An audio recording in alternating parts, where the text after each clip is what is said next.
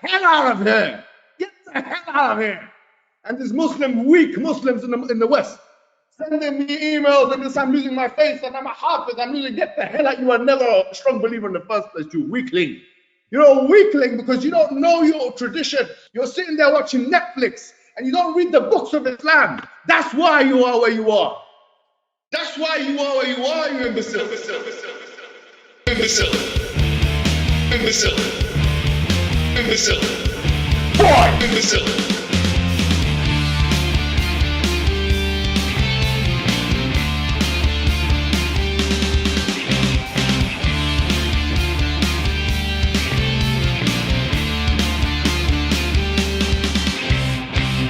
Hi everyone and welcome, this is the Apostate Prophet.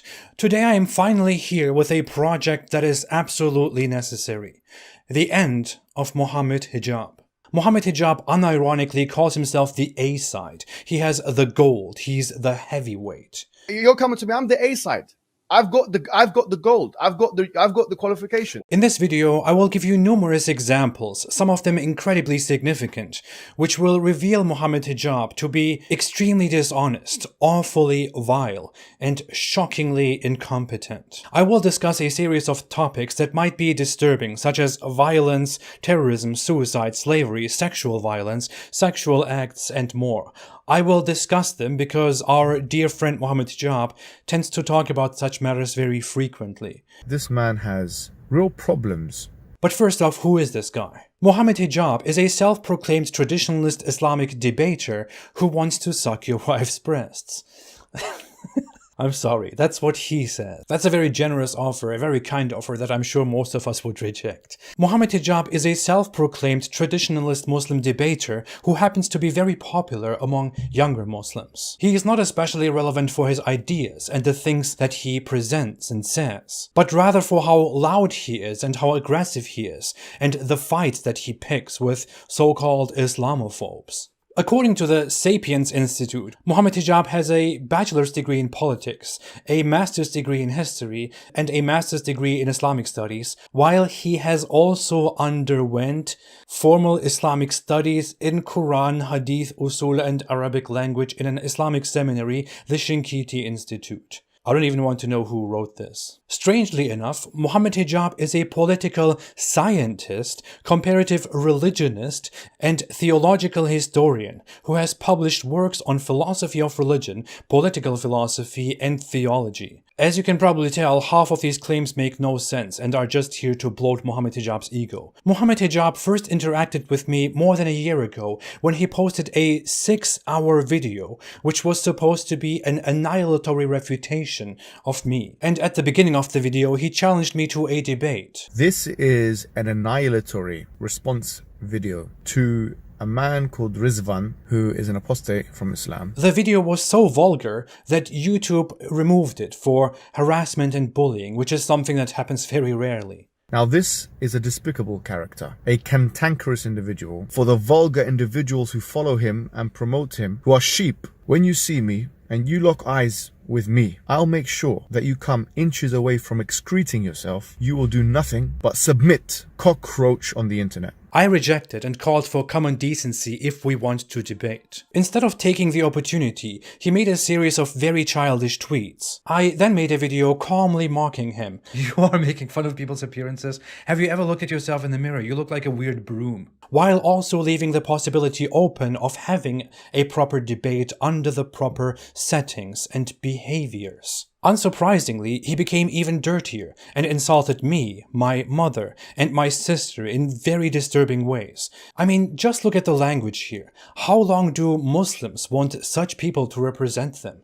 Instead of pointing the finger at Islam and the Muslim community, a finger he will surely need to fulfill his conjugal obligations, or indeed the incestuous activity he may be engaged in with mommy and sister. What? I wonder if inbred Rizvan has attempted to lure his mother into sexual activity. The argument for deformed babies may put him off actual penetration, but what about using his massive nose as the main instrument? I mean, what the hell? This is one of the most popular Muslim apologists of our time, supported by many other popular Muslim apologists who love him. What the hell is going on in this guy's mind that he so explicitly speaks about penetrating your mother or doing it with your nose because you don't like deformed babies? Mohammed Hijab. The truth is this, is that the people now know what kind of vulgarities come out of this person's mouth. Disgusting. What kind of dirty individual Absolutely this is. disgusting. You are, Alec, dirty individual, sickening human being. These people would accuse me, an atheist, of being immoral and wicked and weird. I don't carry such things in my mind. I don't use them to attack people. What the hell is wrong with you? It is also weird, of course, that Islamists think they are the ones who can speak about incest. Half a year after all that happened, he contacted me on Twitter, although his initial 6-hour video was supposed to be my annihilation. When I told him that if he wants to discuss Islam, we can have a respectful debate, he then told me that he hates me, which is why he must be allowed to personally attack me. I made that compromise and said that I'm willing to have an online debate, but he never responded. A few weeks later, I made a final challenge, reiterated that this should be a moderated, timed debate hosted by a third-party platform, and that the title would be, "Is Islam the Truth?" Then he finally responded and rejected my challenge, saying that I don't meet his requirements because I don't have an Islamic education. Which is very strange. He initially challenged me in a very sensational way. Then he came to me again and said that we can debate if he is allowed to insult me. And here he is now saying that he won't debate me because I don't meet his requirements. What the hell? I mean, Since he's a dick to everyone and declares victory when others reject him or ignore him, I did the same thing to him. He then asked his fans whether he should have this online debate, pay attention, online debate with me, and his fans vastly agreed that he should.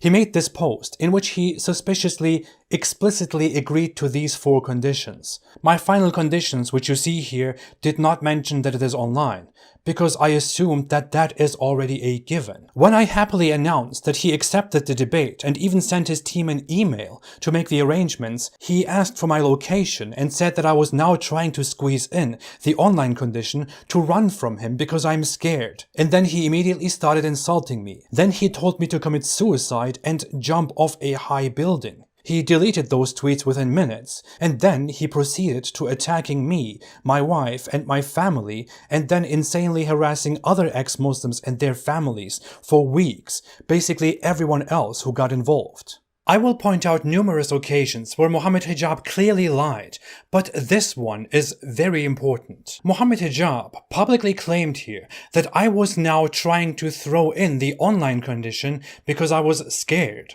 of him. But Mohammed Hijab knew that this was an online debate. In fact, he explicitly mentioned that himself during the negotiations, just one day before he publicly lied and claimed that I'm now smuggling in the condition because I'm scared of him. A few days later, I had a back and forth with him where he even admitted to me that he actually knew it was an online debate, which means when he publicly asserted that I quickly inserted this new condition because I was scared of him, he deliberately and blatantly lied to everyone, foremost to his own fans and fellow Muslims, to make it look like the enemies of Islam are scared of him. How pathetic, isn't it? Liar! You're a liar! You're finished already! And by the way, Mohammed Hijab did bring up that I wouldn't be a physical challenge to him, out of nowhere. And what happened after all that? Adam Saleh sent me a message one day and invited me to their podcast, but he wanted me to join immediately, within an hour. I asked whether it's going to be only Adam Saleh and Slim, and he said yes. So I joined their podcast. The 2 kids kept screaming kid stuff at me, and then a wild Mohammed Hijab appeared and acted as Mohammed Hijab acts.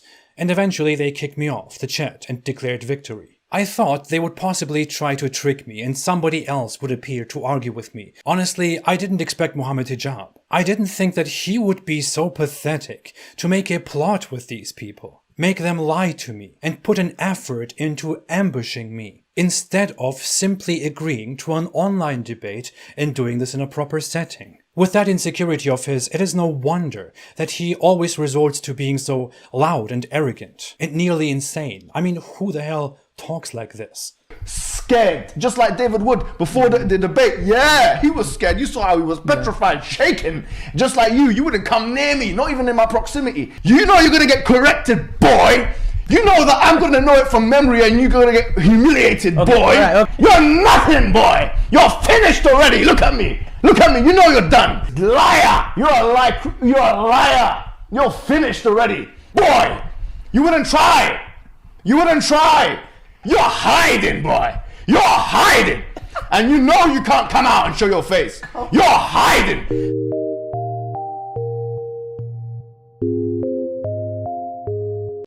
That was the backstory. Now, let's finally get to how incompetent Mohammed Hijab is. If you are ready, let's go.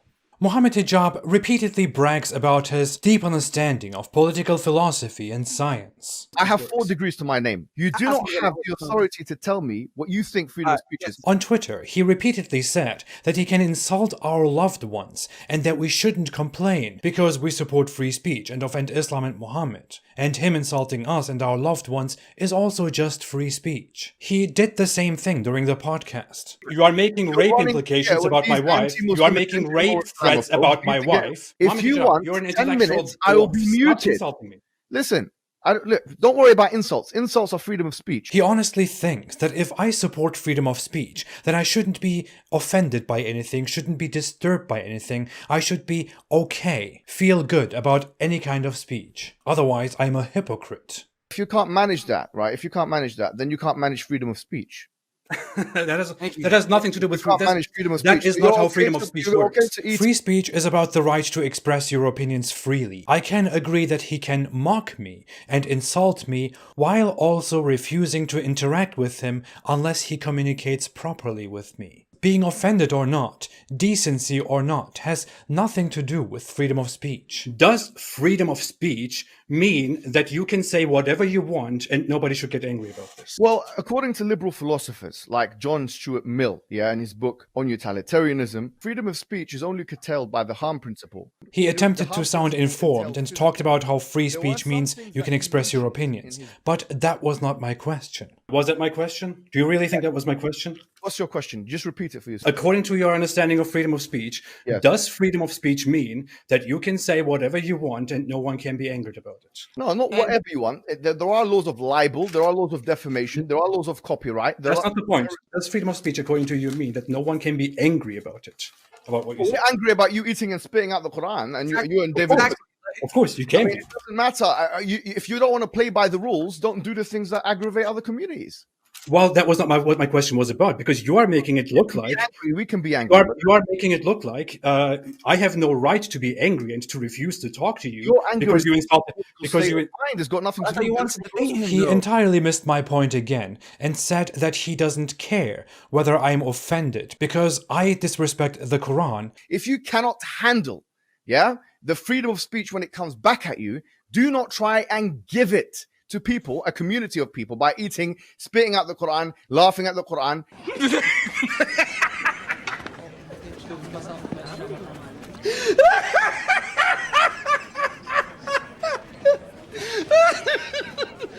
Laughing at the Quran, and so on and so forth. He thereby confirmed that he has absolutely no clue what he's talking about. Freedom of speech means I can express my opinions freely without fearing censorship, retribution, or punishment. If I am for free speech, that means I support people's right to express themselves. Mohammed Hijab, on the other hand, doesn't only think that freedom of speech means that everyone can say whatever they want, which is correct. He also thinks that we should all accept and not be bothered by what anyone says. I mean, that is so stupid. It doesn't even make sense. Wallahi, when I saw this clip, I didn't know whether to laugh or to cry. I mean, my mind is blown by such utter ignorance. Mohammed Hijab, this is just the beginning, and you fail so horribly in a topic that is so basic to something that you claim to be an expert on.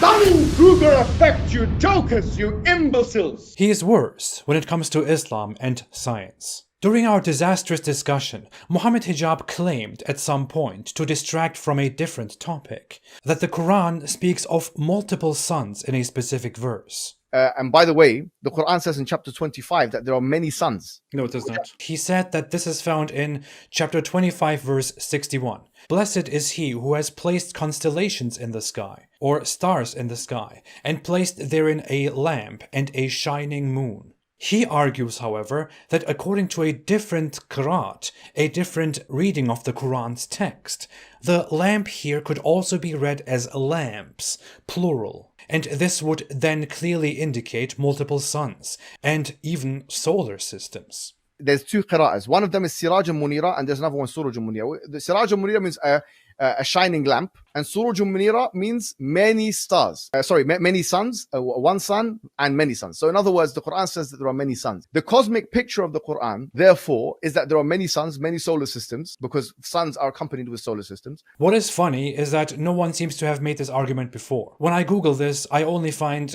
Mohammed Hijab again. Mohammed Hijab mentions an exegesis of the Quran, the Tafsir al-Tabari. When asked for evidence, he acts kind of shady and says that I can't speak Arabic anyway, which is why I can't understand it, but it is true. So that means one sun. That's what Tabari is saying. And the other ones say Surujan, yeah, which means many suns. That's what Tabari says. But you can't access Tabari because it's in Arabic, so it's not in English. Yeah. It turns out, however, that the tafsir which he references never says anything about multiple suns, but rather says that this verse could be speaking of multiple stars or objects in the sky. Mohammed Hijab's claim that the Quran here describes multiple suns and therefore makes a miraculous revelation is full of far-fetched nonsense. This is also a corruption of Islam and the Quran. If I made an argument, a claim, that equals to this but finds a flaw instead of a miracle in the Quran, then there would be so many videos by Muslim apologists insulting, attacking, exposing me, calling me an ignorant liar. But when Mohammed Hijab invents something and corrupts the Quran in favor of the Quran and of Islam, then all his honest colleagues and his brave defenders of Islam and its holy book are quiet. If this verse did indeed speak of many lamps and therefore many suns, then the verse would say that Allah placed constellations and suns and moons into the sky. Constellations are merely groups of stars, groups attributed to stars by humans. They don't really exist. And suns are also stars, or stars are suns. The Quran would be mentioning stars twice, which wouldn't really make sense. Or the Quran verse would be mentioning suns as something separate from stars, and would be making a mistake again. So even if we did accept Mohammed Hijab's reinterpretation of this Quran verse, then this would not be a miracle, but rather a fail for the Quran, one of many. Good job, Mojab. You shot yourself in the foot, dummy. And seriously, when you keep mentioning the different versions and readings of the Quran and how they potentially changed the meaning of the Quran, especially if you're bringing that up for such a poor argument, you're making Muslims doubt. But we all know what you think about doubting Muslims, don't we? Wallahi, some people have been calling me and giving me some emails. Brother, I have doubts. What doubts, man? What kind of man are you anyway? What kind of woman are you? What kind of Muslim are you?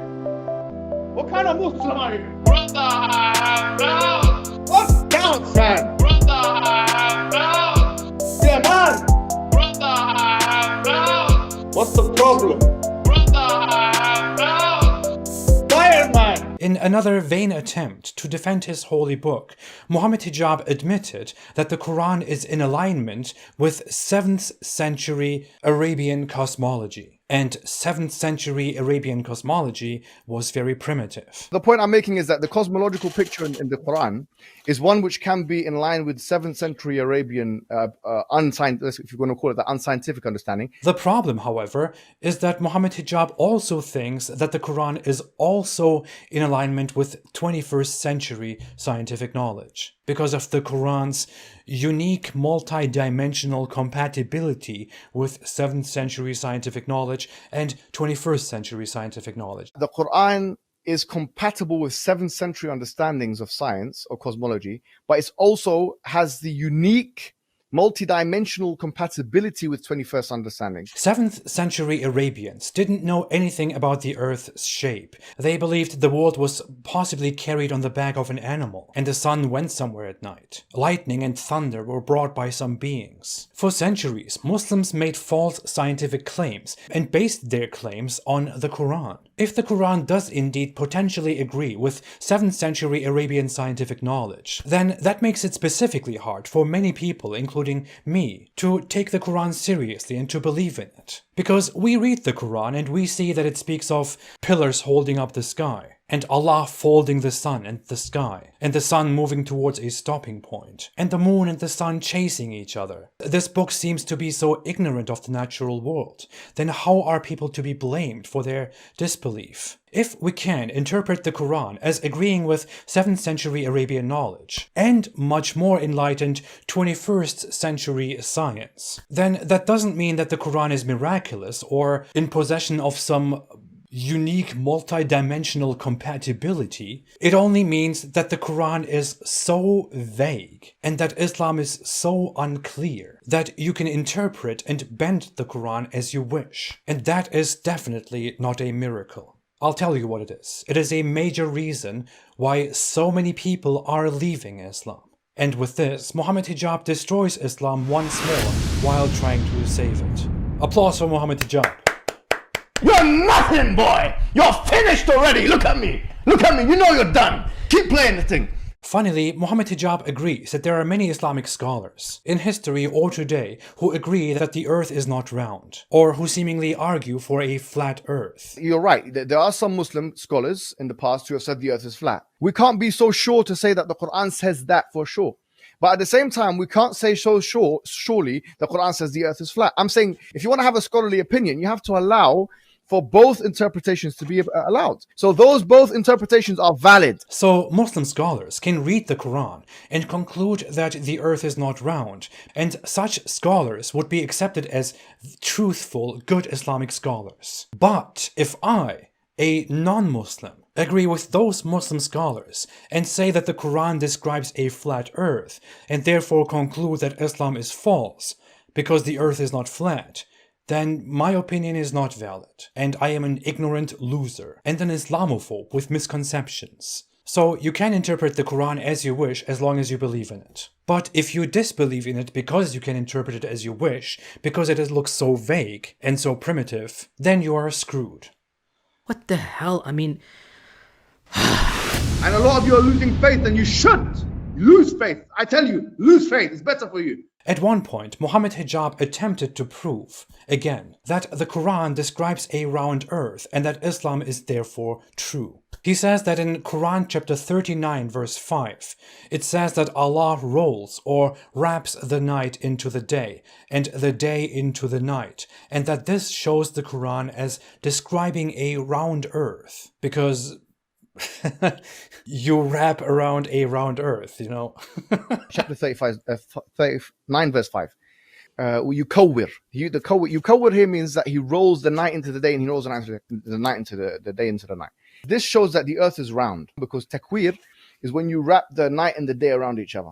I actually use this Quran verse as a giant scientific mistake because the Quran verse says, to be accurate, that Allah wraps the night over the day and the day over the night, and then that the sun and the moon run for specified terms as this is happening.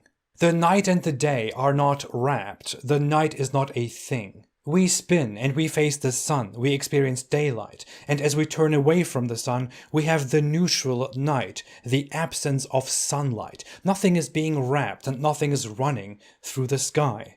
Nothing is happening in the way that it is described here, metaphorically or literally. The Quran doesn't know what night and day are and what role the sun plays. Seriously, it doesn't. I mean, just look at this. By the sun and its brightness, and the moon when it follows it, and the day when it displays it. The day displays the sun. And the night when it covers it, and the sky which he constructed, and the earth which he spread. This is an incredibly primitive description of the natural world, a description where the sun's brightness is revealed by the day and covered by the night, instead of the sun causing day and night. And this genius really wants to bring this, of everything, as proof that Islam is the truth. He feels the need to announce to the world that he is an utter idiot. But now, here I think we come to the most important moments of all. Throughout our discussion, as said, Mohammed Hijab tried to prove that the Quran could be used to describe a round earth. As a result, I mentioned a simple thought experiment. Think about a scenario where you do not know what the earth and the universe looks like. Yeah. You open this Quran, this is the first thing that you read, and you only read the description of the earth in the book. What will you think? The only conclusion that you can come to is that the earth is a flat bed that has a ceiling on it which cannot be cracked. That through thought which water experiment has comes. actually been done. Okay, like And as I was presenting this thought experiment, Mohammed Hijab did, of course, immediately interrupt me as usual, and then he said that such a thought experiment was already done. the thought experiment has actually been done because Ibn Munada is a tabi'i. There's 3 generations, golden, they call the golden generation. Ibn Munada is actually a part of the golden generations, meaning Ibn Munada is a salaf. He is part of the golden generation.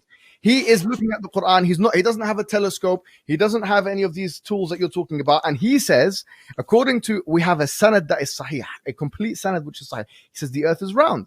So it's not fair for you to say this is what's going to happen. I've got the evidence to the contrary. Someone who lived 1,300 years ago. Ibn Munada. I never heard that name before. And this guy is Mohammed Hijab's only proof of an early Muslim who said that the earth is round. If you Google Ibn Munada, can you guess what we get? You find Mohammed Hijab. This is going to be a classic. As it turns out, a character named Ibn Munada from the 2nd generation of Muslims does not exist. But he's not entirely wrong. But he's too wrong. There is a rather obscure guy named Abul Hussein, Ahmad ibn Jafar ibn al-Munadi, who apparently died in the second half of the 4th century after Muhammad, which is the late 10th century by our Gregorian calendar. That is many generations after Muhammad and definitely not part of the first 3 generations of Muslims. We know that Mohammed Hijab is speaking of this guy because an article on the notorious Islamic webpage Islam Q&A speaks of the same guy and basically tells us what Mohammed Hijab, with his disappointing wisdom, was trying to communicate. According to the website, Ibn Taymiyyah, who is a problematic scholar from the 13th and 14th centuries, said in a response to those Muslims who believe in a flat earth that the earth is round, and that this curious character called Ibn Munadi said that the prominent scholars in his time agree that the sky is like a ball. Man. And he continued, similarly, they were unanimously agreed that the earth, with all that is contains of land and sea, is like a ball. He said that is indicated by the fact that the sun, moon, and stars do not rise and set over those who are in different parts of the earth at the same time. Rather, that occurs in the east before it occurs in the west. Sharp, right? The problem with all of this does not end.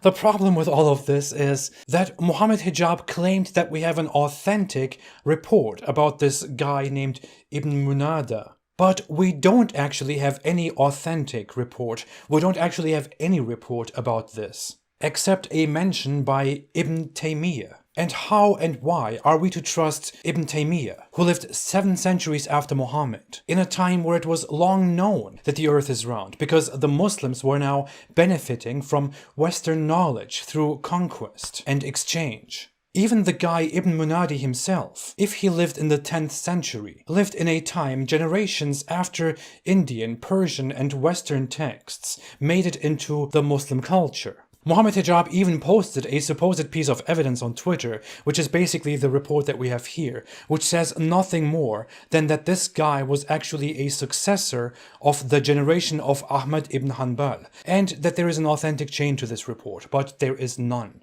What is important here is that even according to his evidence, which he provided after the debate, this guy Ibn Munada is definitely not a 2nd generation Muslim. A tabi'i, a 2nd generation Muslim, is somebody who has seen, who has witnessed the companions of Muhammad. That's why they are called 2nd generation Muslims, not 1st generation Muslims, which are those who witnessed Muhammad. This Ibn Munada, according to Mohammed Hijab, is a companion of Imam Ahmad, which is also false. He was actually born after Ahmad ibn Hanbal. So Ibn Munadi is not a 2nd generation Muslim, he is a 2nd generation follower of Hanbal, which is a huge difference. He lived in a time where it was already clear that the earth is not a strange flat ground. Mohammed Hijab mentioned this guy as his single proof many times during our discussion, and ignorantly or dishonestly kept referring to him as a second-generation Muslim, a mistake which destroys his entire argument, but which he simply doesn't even comment on further, because he doesn't want his entire argument to fall apart. And now it is falling apart. You are welcome. What is funny is that when I look at this website, Islam QA, on that article, which is supposed to prove that the earth is round and that Islamic scholars knew this, I see that under the mention of this Ibn Munadi guy, the website also mentions Mohammed Hijab's favorite reference, which is about wrapping the night around the day. And then they mention some guy who died in 2001. That's it. Oh, and they also mention an Islamic scholar named Ibn Hazm. And so did Mohammed Hijab. Mohammed Hijab's other evidence that the early Muslim scholars knew that the earth was round was Ibn Hazm, who is a scholar from the Caliphate of Cordoba, from Spain, from the 11th century. Ibn Hazm is supposed to be a Spanish or Iberian native whose family converted to Islam. It is expected that they knew for centuries, almost 1,000 years till then, when Islam wasn't even formed, that the earth is round. But Mohammed Hijab kept referring to Ibn Hazm as an early scholar. There were people from the Salaf, from the early generations, way before telescopes were invented in Islam, that said that the earth was round. And they did that despite the cosmological evidences. They used chapters of the Quran, like Ibn Hazm actually used in his Kitab Fisal, he used chapter 39 verse 5 as a reason to suggest that the earth was round. So the names that Mojab drops to show that early scholars knew the earth was round are Ibn Taymiyyah from the 13th century, Ibn Hazm from 11th century Spain, and some guy identified by him as Ibn Munada, who is supposed to be from the second generation Muslims, but who is actually Ibn Munadi from the 10th century, who is only mentioned by Ibn Taymiyyah, and that is all we know. Fantastic. I don't even know what to say anymore. There are no early scholars who agreed that the earth is round and who based it on the Quran. But hey, now since Mohammed Hijab wants to go back to early scholars, and since he wants to cherry-pick quotes, I did something nice. Here is a gift for him. The early scholars didn't know that the earth was round. What they did think, however, if we want to selectively refer to early Muslim scholars, is that the earth is on the back of a giant whale. And this was reportedly said by at least one person who is none other than Ibn Abbas, who was Muhammad's cousin and one of his most reliable men.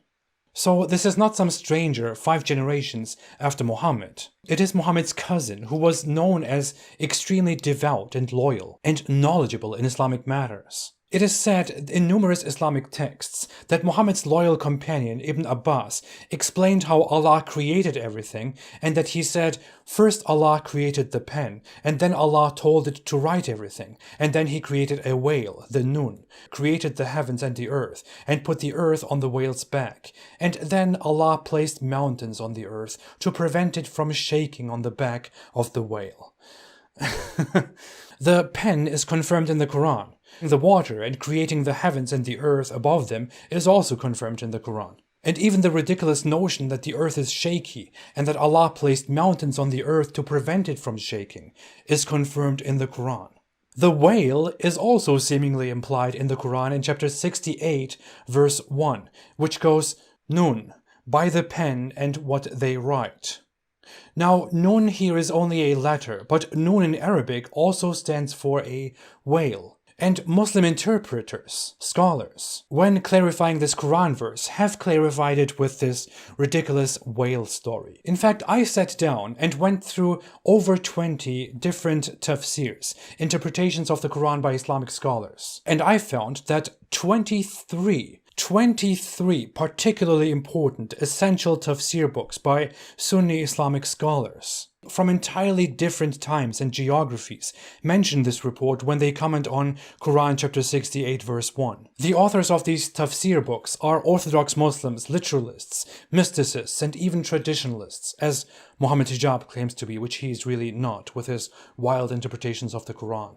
Look, I don't even care whether this report about Ibn Abbas and the whale is authentic or not. No one knows what is authentic in Islam anyway. But if Mohammed Hijab wants to fabricate his own interpretations of the Quran and wants us to trust some scholars like Ibn Taymiyyah, a strange report about some guy called Ibn Munada, whose period and name Mohammed Hijab can't even correctly remember, then how exactly can he object to the authenticity of the whale which carries the earth? Which is why the earth shakes and Allah placed mountains on the earth, especially if this is mentioned so many times, and especially if the Quran refers to different parts of it and affirms them, while we have nothing for Mohammed Hijab's supposed proof. Best just not respond. Here is a list of Muslim scholars that describe the world in such a primitive way and based their false knowledge on the Quran. Sorry, but if they describe the sun literally going somewhere, setting in a muddy spring, if they describe the earth on water with a ceiling, earths below our earth, and so on, even if they describe that the earth shakes and Allah places mountains on the earth to prevent it from shaking, then they are describing a primitive, flat earth. You know, I find it so funny that we got into the whole topic of multiple suns and round earth and revolving nights and days because I brought up one certain question. If Mohammed Hijab thinks that stars are missiles thrown at rebellious devils, one of my favorite questions about Islam and science, he never properly answered the question and then asserted that I cannot know and therefore not falsify that stars are missiles thrown at rebellious devils, and then he changed the topic, as usual. That is the strong apologetics of Mohammed Hijab that makes us tremble in fear. And I know you're listening to me and shaking. You need to use the toilet now, I know you do. Do you think the stars are missiles thrown at devils, for example? Well, chapter 67, verses 1 to 5. We have certainly adorned the heavenly realm with stars, and we have made it a pelting thing for the devils. The verse in question literally says, we adorned the Sama ad-Dunya with lamps. Sama ad-Dunya means the heaven of the earth, or the lowest heaven, not the heavenly realm, which of course sounds very sapient. In Islam, there are 7 heavens, and the sky above us is the lowest heaven, the heaven of the earth, in which there are the stars. Now, what is, first of all, masabih? Some they say it's meteorite, some they say stars. He then went on to question the meaning of the word lamps, masabih here, and made speculations about whether this means stars or meteors. So it's saying that devils, because if you look at chapter 37 of the Quran and other parts, the Sama' ad-Dunya, or the heavenly realm, is adorned with stars, has many functionalities. And by the way, the Quran says in chapter 25 that there are many suns, because this is another bad attempt to fix the Quran. The verse clearly speaks of lamps with which Allah adorned the heaven. If we look at the hadith, we even find an explanation to this in authentic reports about Muhammad. He is sitting with his people who see shooting stars or bright stars. Muhammad then explains to his ignorant companions around him that Allah, above the heavens, decrees a matter and the angels hear and obey him. But there are sneaky devils or jinns who try to overhear Allah's decrees, and they are then shot at with these shooting stars. And Mohammed Hijab is aware of this hadith. At least he should be. He is lying by omission here. These stars shot at the jinns are referred to as shihab and nujum. Shihab in Arabic is still used for shooting stars, but also for stars, while najm also means star. These words are also used for shooting stars and stars in the Quran. The Quran also uses the word kawkab for these shooting stars and for stars, and also uses the word masabih, which means lamp. This clearly refers to stars, shining lamps in the nearest heaven, shooting stars as explained in the hadith. What we call shooting stars are not stars. They are meteors. And a meteor is a meteoroid, a rock that enters our atmosphere and burns up, thereby briefly looking like a moving or shooting or falling star to our eyes. Which is why people used to think those are stars that move. In reality, it has nothing to do with stars. If the Quran did indeed refer to these meteors when it says lamps, then that would be very strange because, as said, meteoroids are not bright objects. They're just solid bodies which enter our atmosphere and then briefly light up. They are not lamps which adorn the sky. I don't know how to say this, but there is no way out of here. This analysis completely destroys and disproves the Quran. It proves the Quran is ignorant of basic things that happen in our natural world. There is a metaphysical thing which we can't see, which is that the stars or the celestial spheres, they actually pelt the devils or the jinn, because we believe in this this creation called the jinn. These celestial bodies actually pelt them. How can you falsify that? I don't see the issue. I love this topic of the shooting stars so much because no matter how you read the Quran, and especially when you add the hadith to it, you clearly see that it makes false claims. But then, apologists like Mohammed Hijab have no way out, and the only thing that they can do is to talk about metaphysics and things that we cannot see and not interpret and not falsify. It's funny, isn't it? The Quran is always right, and if it is not right, then you just bend it a little bit and make it right. But if it is clearly false, then it is just a matter of the unseen, metaphysical. We can't comprehend it. It is a miracle. The Quran can thereby never be false. It is either correct or beyond our comprehension. How convenient. Such a thing would be very strange anyway. Why does the Quran, which is supposed to be for us to read, tell us things that none of us can ever verify? Some random things that none of us can ever fact check. It just looks again like Allah wants us to disbelieve, to doubt the Quran. Okay, enough of science. Let us come to what I think is one of the highlights of the discussion. Since these two friendly gentlemen claimed that killing people is entirely haram in Islam, I asked Mohammed Hijab whether apostates are to be killed according to Islam. He refused to answer my question, but instead deceptively told me what he thinks should happen to apostates in an Islamic state, or what his recommendation is. According to Islam, under an Islamic government, unqualified understanding of it. You're not qualified, are you? Let's be honest. You don't have any training in Islam, do you? That's true. You are child. You don't have any training. Do you have any training in Islam? According to Islam. By your own admission. So why are you saying according to Islam? You should say according to my understanding of Islam. You are an idiot. Can I ask you a question about the Islamic rulings according to my understanding? You don't even have the brain to think about this. According to Islam, somebody who leaves Islam and explains to the public that they have left Islam and why they have left Islam, is this person to be put to death under Islam? Well, I've written a book on this. It's actually called...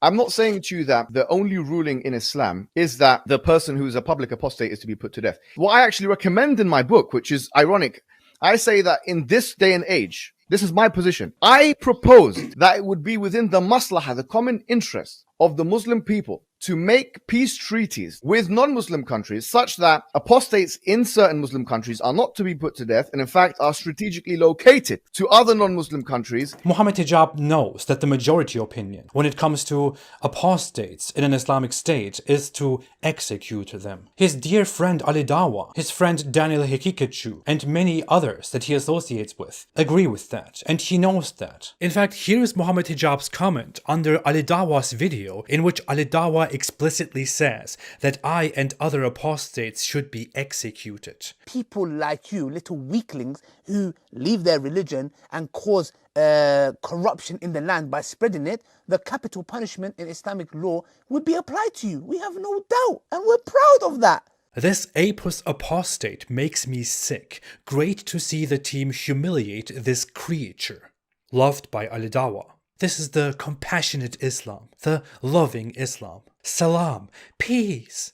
Mohammed Hijab himself shared a meme before, in which I supposedly say I would be killed in an Islamic state, and Daniel Hekikachu says yes. And Mohammed Hijab shares this with an LOL, and he knows very well that these people are not joking. The answer that he gave to me, however, is that he thinks it is in the best interest of the wider Muslim community to expel ex-Muslims in an Islamic state. That's also what the Nazis wanted to do with the Jews, by the way, before they decided to just kill them. He bases this suggestion on a treaty that Muhammad made with his polytheist opponents in Arabia, the Treaty of Hudaybiyah. But he's completely wrong. In the Treaty of Hudaybiyah, there was a clear parenthesis put in place, or clause, a stipulation put in place whereby apostates would be actually redirected or strategically relocated. The Treaty of Hudaybiyah is a treaty that Muhammad negotiated and agreed to with the Meccan polytheists, the Quraysh, under which the two sides would make peace for 10 years, and the polytheists would give the Muslims access to Mecca. Additionally, people who flee from Muhammad to the polytheists can stay there, but people who flee to Muhammad from polytheists must be sent back. This was a compromise on Muhammad's part and upset his followers. Nothing in this treaty points at a safe relocation of apostates. There was a clear parenthesis put in place, or a clause, a stipulation put in place whereby apostates would be actually redirected or strategically relocated. Mohammed Hijab says that most scholars that he read agree with him. From my reading, the majority of scholars say it's possible that a public apostate is not actually put to death and is strategically located to another country, for example, a safe haven. Personally, I have never heard of this. Mohammed Hijab himself does not have a source for this, and it seems that he simply misunderstood something, or he deliberately misrepresents something. Many of Mohammed Hijab's own friends and followers denounced him for this view and accused him of twisting Islam and being deviant. His friend Daniel Hakikachu, when asked whether Mohammed Hijab's suggestion to relocate apostates is an Islamically accepted opinion, briefly and clearly said no. But guess what happened? Nothing. No one called him out on this. He never further clarified this. No one talked about this. They just made it quietly go away, like a bunch of dishonest liars.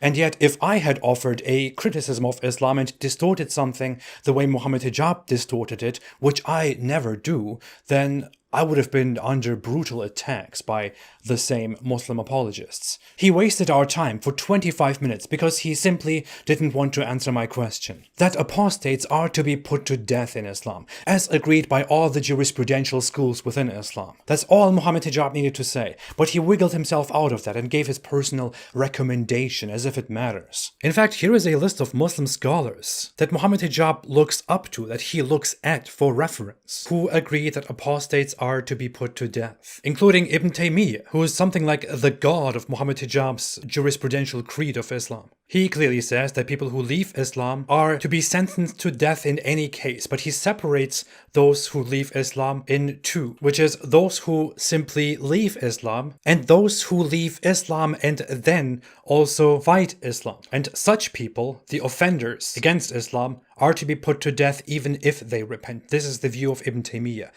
But now, here is where it gets really interesting. To support his idea about deporting Muslims, Mohammed Hijab cites one Islamic scholar, Ibn Qayyim al-Jawziyah. For that reason, Ibn Qayyim al-Jawziyah, from my reading, the majority of scholars say it's possible that a public apostate is not actually put to death and is strategically located to another country, for example. When I look at his supposed book, which he also shared on Twitter for evidence, I see that he quotes Ibn Qayyim, but the quote clearly doesn't say what Mohammed Hijab claims it says. It goes, "It is permissible to draft a treaty which states that those who flee from Muslims from the non-Muslims are returned, while those that flee from the non-Muslims are not to be returned, are returned, while those to be..." Whatever, you get the point. He messed it up with the quoting here in his book. But the point is that Ibn Qayyim says that it is permissible to draft a treaty according to which those who flee from Muslims to the non-Muslims don't have to be returned, because Muhammad did that too.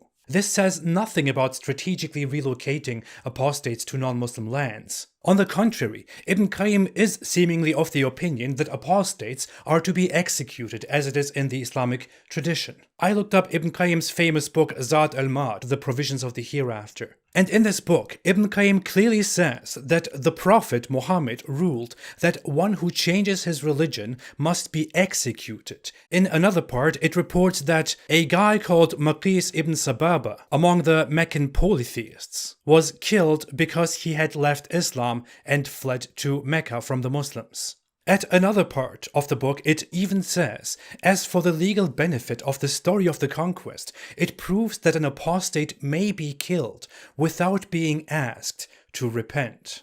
Bin Abi Sarh accepted Islam and migrated, and he used to record the revelation for the Messenger of Allah. Then he apostatized and relocated to Mecca. Thereafter, Uthman bin Affan brought him to the Messenger of Allah to pledge allegiance to him. However, he withdrew from him and said, "Rather, I withdrew from him so that one of you would kill him." So Mohammed Hijab doesn't actually have any source to back up his recommendation. And even the one guy that he quotes approves of the execution of apostates. This is a complete destruction of Mohammed Hijab's entire point and of 25 minutes or 30 minutes of apologetics in regards to apostasy. Now, of course, Mohammed Hijab is not making this recommendation because he's so caring and so altruistic. So why are you trying to force me? Do you condemn the killing of apostates? Force me to want to kill you people like you. I don't want to because kill I don't believe you. Look, you don't have to believe me. I've given you evidence. Do you condemn the killing of apostates? Do you condemn it? Yeah, because if you kill apostates now, there is no law and order. So you condemn capital punishment for apostasy. I absolutely condemn. Do you condemn your friend Ali Dawa telling me that I should be punished to death? I absolutely condemn the killing of apostates because that is completely against fantastic. Law and order. Because it goes against law and order. But that was not what I asked, and he clearly knows that. He's not stupid. I was clearly asking about the Islamic legal execution for apostates, not about random people lawlessly, vigilantly killing people in the streets. Do you condemn the killing of apostates? Do you condemn the killing of apostates? You condemn capital punishment for apostasy.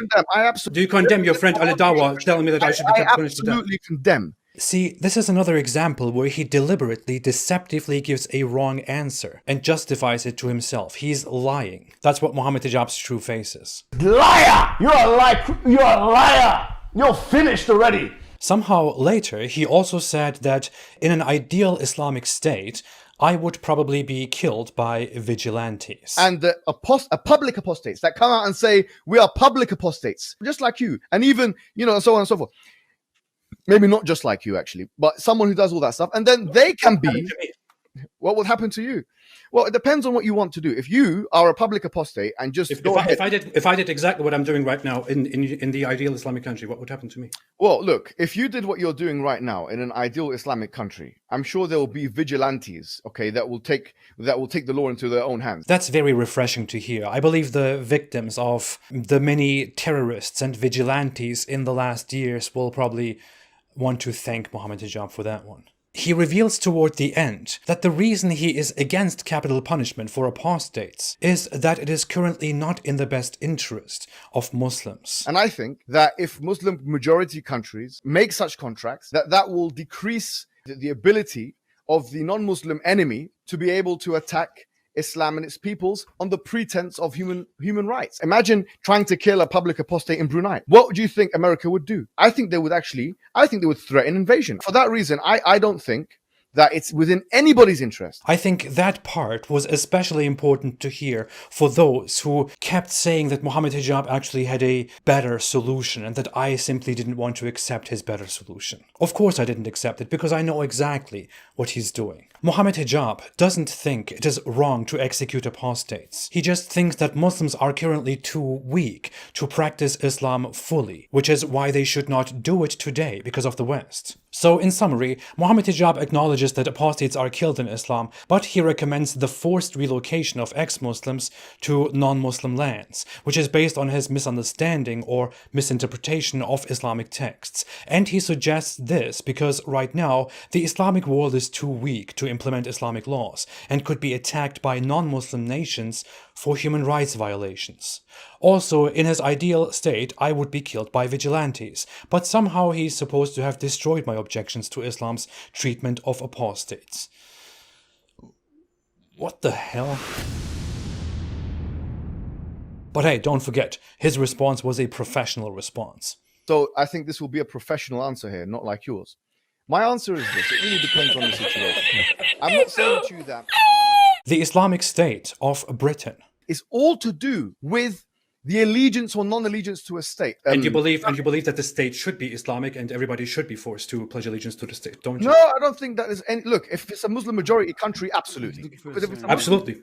Yeah, if it's a Muslim so what is the difference then? No, you believe that an Islamic state should be established? I think if it's a Muslim majority country, if they want Islam, then surely on democratic principles, outsiders should have nothing to do with that. You believe that an Islamic state, an Islamic government, should be established if the majority is Muslim. You, for example, want to spread Islam to the entire UK. So, if the majority of the entire UK was Muslim, you would want everybody to adhere to an Islamic state, and this Islamic state should require. I don't want an Islamic state in Britain. I'm not asking. That doesn't make any sense. He wants to spread Islam, at which he's not really doing a good job. And he would love to see people convert to Islam in masses. And he also believes that a majority Muslim country should establish an Islamic state. And he is a Muslim proselytizer in England, which concludes that the UK would also be an Islamic state, or Britain, or England, whatever you call it. And that Islamic state would require its Muslim population and the rest of its population to be loyal to this Islamic state. And you believe that the state should be Islamic and everybody should be forced to pledge allegiance to the state, don't you? No, I don't think that is any. Look, if it's a Muslim majority country, absolutely. Mohammed Hijab also does have an obsession with Europeans and says that we ex-Muslims are the slaves of our white masters. He also describes the disbelievers as cattle. He also says that Islamophobic non-Muslim women actually want to be captured and raped by Islamists like himself. And he presents an imagery of the strong, proud Muslims sexually assaulting my wife. He also frequently says that the enemies of Islam are afraid of him, and he thanks Allah for instilling fear in the hearts of the disbelievers. What exactly do you think that does? What exactly do you think happens then, Mohammed Hijab? How do you reconcile that with also calling people Islamophobic? And what exactly does it do when you say very dumb, terrible, disgusting things and people are outraged? Does it make your religion look powerful? No, it makes you look obnoxious, as if people didn't have enough reason to already feel that way. You make yourself look ridiculous to even more people who previously had no chance to witness that. And by you, I don't just mean you as a person. I mean the entire ideology that you're trying to represent and defend. You don't make Islam and Muslims look better at all. You make Islam look pathetic, and you give Muslims, whom you try to represent and defend, a very bad image in the world. You accuse me of inciting hatred, but that's what you are doing by representing them in such a way. That is really a shame, because I know many Muslims who would just want you to shut the hell up and stop making them look so bad in the world. Stop making them look even worse in the world. But yeah, you would probably shame them for not being proud and good, great Muslims, for not being tough enough. Be quiet, have some guts, be a man. Stop being the slave of the Orientalists. It's an inferiority complex. What kind of man are you anyway? What kind of woman are you? What kind of Muslim are you? I'm your teacher, boy. There's no religion on the face of the earth that has been able to make so many challenges about the future, so many predictions about the future, and be so accurate in all of those predictions. The Prophet Muhammad, he made explicit prophecies about the future. He told us Islam will spread to Egypt, to India. Islam is going to enter Jerusalem, the construction of very tall buildings. Islam predicted the advent of sexually transmitted diseases like What? STDs. Muhammad predicted STDs, sexually transmitted diseases. This reminds me of this comment that I received long ago. Hello, my friend. Islam is not as you think. Islam is against life, but no, on the contrary, Islam is the religion of God. Christianity, yes, God came down, but come for a specific time. Before the distortion of the Bible, Jesus said, peace be upon him. After he comes after me, a prophet named Ahmed, and we all know, especially Britain, is Muhammad, peace be upon him, more than the name of Ahmed from his names. Did you know that Muhammad, peace be upon him, told us the treatment of cancer and AIDS and all diseases? If Muhammad was a liar, how did he know the treatment? And I was treated from many serious diseases, and we took more than one way of treatment. Ada is not the name of the names of Muslims. Muslim, they're really a difference. What is all of this going on here? What is all of this stuff? This is not a joke, brothers and sisters. Of course, Muhammad did not predict STDs. On the contrary, Muhammad didn't even know that infectious diseases exist. He denied their existence as superstition. And his reasoning was that if one camel makes the other camel sick, then how did the first camel get sick? Wow. This is the genius of Muhammad, the brilliant, amazing genius of Muhammad, Allah's beloved prophet. Muhammad was an ignorant 7th century desert dweller. He was not a prophet, not a demigod, but he was a sex god in the desert. He did not talk about STDs and didn't predict them, but he might as well have died from an STD. You can try to interpret and twist Muhammad's prophecies to make it look like all of them somehow turned out right. And I can spend a long time analyzing all that, but here is something different. Muhammad said earthquakes will increase. We can't verify much from the past, but data from the last 100 years shows that high-intensity earthquakes have been decreasing, although we noted more significant earthquakes because we can record them better, and they concern more people due to the rapid population growth. So this is basically a fail. Wealth will be so abundant that wealthy people will find nobody to give charity to.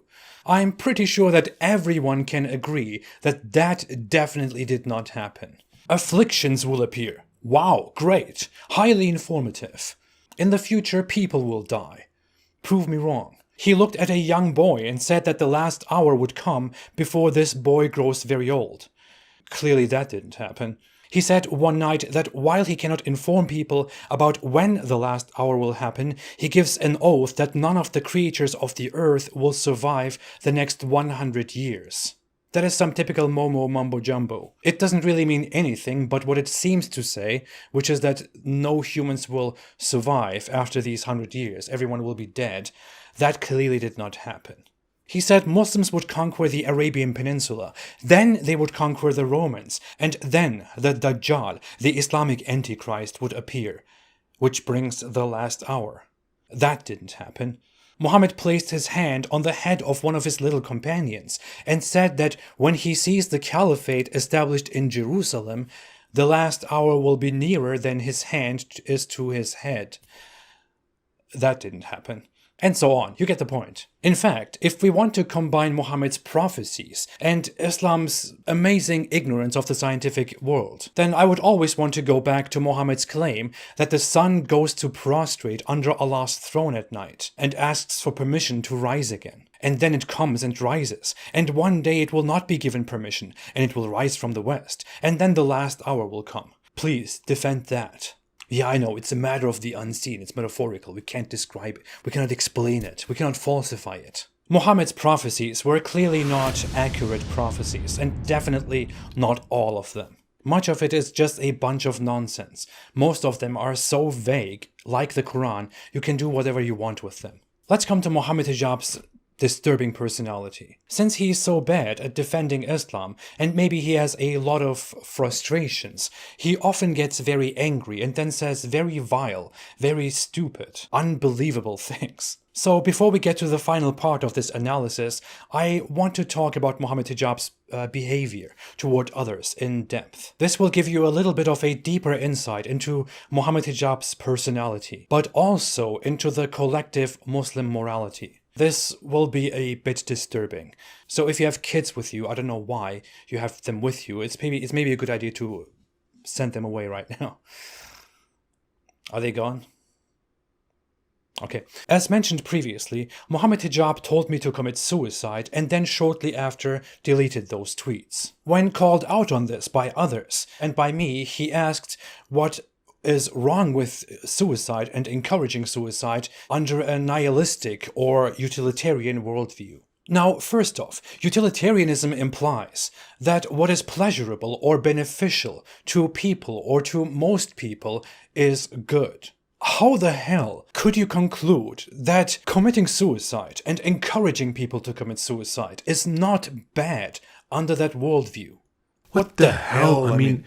But I will get to his understanding of philosophy and utilitarianism, which he can't even pronounce correctly, in a little bit. On utilitarianism, A series of extremely important philosophers have gone through the problem of human existence and existential angst, and even the problem of suicide in length. Most philosophers who have explored the human will to live have concluded that humans want to live and want to flourish. This is even the central idea of the philosophy of Aristotle, for example. Psychologists have appealed to science and concluded that humans have in common the will to live, and not only humans. That is why if you get in front of a train, you will instinctually get extremely scared and want to jump out of the way, unless your judgment is severely clouded by despair, or if you have a mental illness that overrides your will to live, for example. When people commit suicide, it's not because they are sad and that's why they just want to die. No, it is mostly because they struggle with mental illness, or they are caught in a desperate situation and don't find a way out. They fear for their tomorrow because they did something terribly wrong,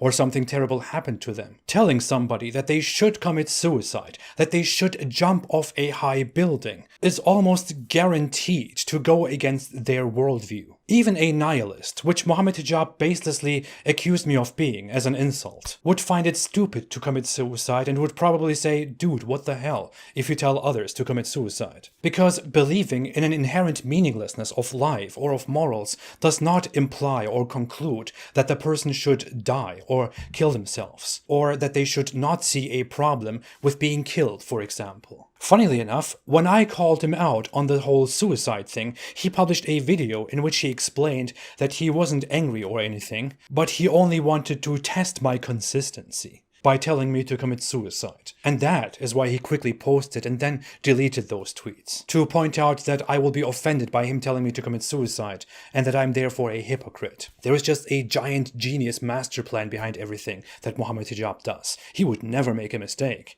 This is a quick response. I don't want to spend much time on this individual, but it's a quick response to a person who calls himself the apostate prophet AP. This Apos individual is a vile creature. So I wanted to test whether he believes in moral subjectivism or relativism. Because sometimes I put something on Twitter and then delete it. And they think, oh, he's deleting it because he said something out of impulse and now he's deleting it. No, there's a method behind the madness to be able to show you the hypocrisy of these individuals. I said to Apos, if I were you, I'd rather die from the cowardliness that I have, the pain of a coward, than continue, or something to this effect.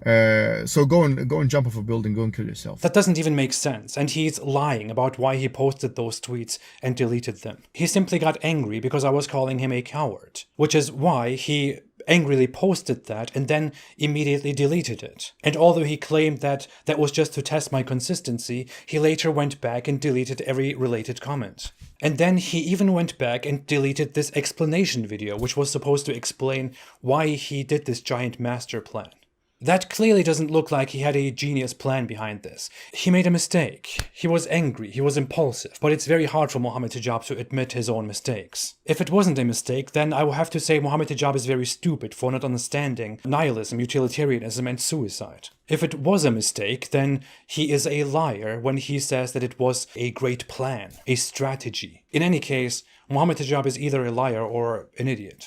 After the whole suicide thing, when I mocked him for refusing to have a fair debate with me, he also appeared in the live chat of my stream with David Wood and made a series of very strange comments. Let me read. You two can play with each other. Get on your knees for David Wood. Gimp. David Wood can give you a golden shower. Go ahead and give David Wood what he wants. Wink. Let David Wood give you a golden shower. Gimp. Get on your knees for your master, boy. You can suck that. Golden showered from your master. I know you need a slave master. Golden shower. Gimp. Get on your knees for your master. Let him slap your face, you fiend. I mean, what the hell, man? This individual, this man has real problems. This only shows again what kind of weird stuff is going on in Mohammed Hijab's head. Why the hell is he telling David Wood and me to urinate on each other, to wear a bondage suit and to be a gimp, to get on my knees and to suck? It disturbs me to even pronounce this, mostly but not only out of respect for David Wood's worldview and morals. Honestly, I wasn't even aware of the term gimp, but Mohammed Hijab, in the name of Islamic apologetics, taught me that. Allahu Akbar and shit. In the video that he published and later took down, he also explained that telling us to give each other a golden shower was not said out of anger and insanity, no, it was said to test my moral consistency. another thing I said, I was talking about homosexuality. I said, how about you and David Wood get involved in some kind of sexual activity? How about you get on your knees? Didn't like that. But wait a minute, what's the problem? Homosexuality should be fine. Now, you might think this is a very crude approach, and I would agree with you, and it's very questionable, but I have a method behind the madness, and you need to understand what the method is. Wow, what a genius. That is a blatant lie, unfortunately, because in the same video, he also mentions how he told me in the past to engage in sexual activities with my sister and my mother, and he says that this was also just him testing my consistency. So I wanted to test his theory. If you're honest about believing that incest is morally acceptable, there has to be some kind of foreplay, some kind of luring process between relatives. There has to be a sexual drive. Yes? What he forgot, however, is that back when he made those incest posts, he took them down afterwards, explaining that his fellow Muslims advised him to calm down and take them down. So back then he did acknowledge that he was wrong. But now he's saying that he doesn't make and delete those tweets because he is angry or impulsive. No, it's because he has a genius master plan. He knows exactly what he's doing all the time. By the way, when he says that he made those golden shower posts and the gay sex suggestions to test our consistency, then what the hell is he actually talking about? David Wood is a Christian. We all know this. So he can't be testing David Wood's moral consistency here. All he would be doing is to get mockery in response and disgust from David Wood and his audience. He is clearly lying. He got impulsive, angry, and weird. He just made up the master plan idea to make himself look less neurotic. And this also shows his poor understanding and his ignorance of ethics. He thinks it is okay to tell me to engage in weird sexual fantasies with a man and to urinate on each other, because there is nothing wrong with that in my worldview, which is why I shouldn't be offended. Has Mohammed Hijab never heard of being gay? I'm sure he could ask his friend Daniel Hikikachu. He's very familiar with those topics. LGBT, I call them rectum sex enthusiasts. Just because I think it is not wrong for gay people to exist and to have interactions and relationships with each other, that does not mean that I myself will engage in those activities. It doesn't even mean that I like that stuff. On the contrary, I feel uncomfortable about having sexual interactions and relationships with a man. But that is not because this is in my natural disposition which Allah gave to me. No. You think it's wrong because deep down you have a morality which is, we would say, a predisposed morality, that incest is wrong, that suicide is wrong. What? He honestly thinks that we need some predisposed morality from Allah to understand that killing ourselves is bad. So I told this atheist, don't eat food. Starve. Starve to death. Didn't like that. But wait a minute. What is wrong with starving to death in an atheistic worldview? Deep down, they know that eating food is good and that starving to death is wrong, bad. And why do they know that? Because they have a predisposed morality from Allah, which is why they know that starving to death is bad. And that another thing I said, I was talking about homosexuality. Many gay men also find it very undesirable to have sexual relationships with women. In Mohammed Hijab's primitive Islamic worldview, if you allow something, then that means you must also like that certain thing, and you must also have no problem engaging in that certain thing. Because that is how Islam sees and defines the world, where you have to forbid everything that is bad and command everything that is good. There is not really a middle ground. I mean, I don't even have anything against people urinating on each other. If people are into that, I personally would not do it because I find it disgusting. Not because I find it morally disgusting, morally repulsive, no. I am just disgusted by the nature of having urine on my face or drinking it, for example, which has nothing to do with morals. I'm also disgusted by eating snot, for example, and there's nothing morally weird about that. Mohammed Hijab is seemingly incapable of thinking with nuance and reasoning, and thinks that all choices for me are just like choosing between different colors. And no, this is not just a comparison that I'm making up. He actually really does think that. This is a neutral question, almost the same as asking what is your favorite color. believing that incest is morally acceptable should be as the same as me asking you what is your favorite color. How stupid.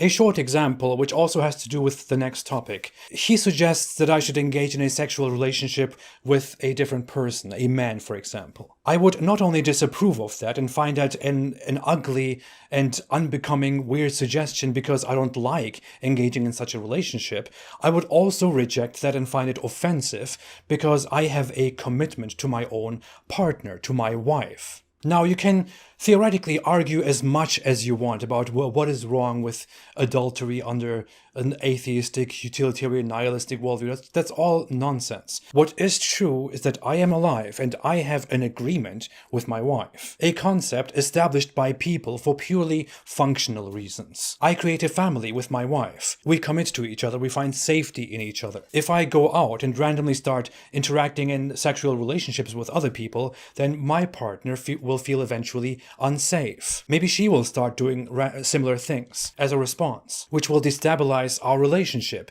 It will destabilize our household, our children. It will destabilize our trust in each other and our feeling of safety at home, which is why we choose not to do that, which is why we agree to have a proper relationship with each other. It doesn't matter whether to you there is nothing wrong with that under a nihilistic worldview or whatever it is that you're talking about. And that's how simple it is, Mohammed Hijab. But you know what? Mohammed Hijab doesn't understand this, and he sees no problem in also sexually harassing my wife and the wives of Abdullah Samir and Abdullah Gondal, two ex-Muslims, including making assertions about our sex lives, telling our wives to find different husbands, telling his followers that our Islamophobic wives secretly want to be raped by people like him, and even making a tweet in which he presents a written imagery of him and his proud fellow Muslims raping my wife. Yes. When these anti-Muslim attention whore Islamophobes need to get on their knees in intellectual submission before they are whipped by freedom of speech by the Twitter Muslims, and they reluctantly open their mouth in protestation to find that they have been defiled by truth. This is an actual tweet made by Mohammed Hijab in the middle of all the heat, and it displays an imagery of Muslims raping whore Islamophobes. He just packed it in such a way that he gets away with it.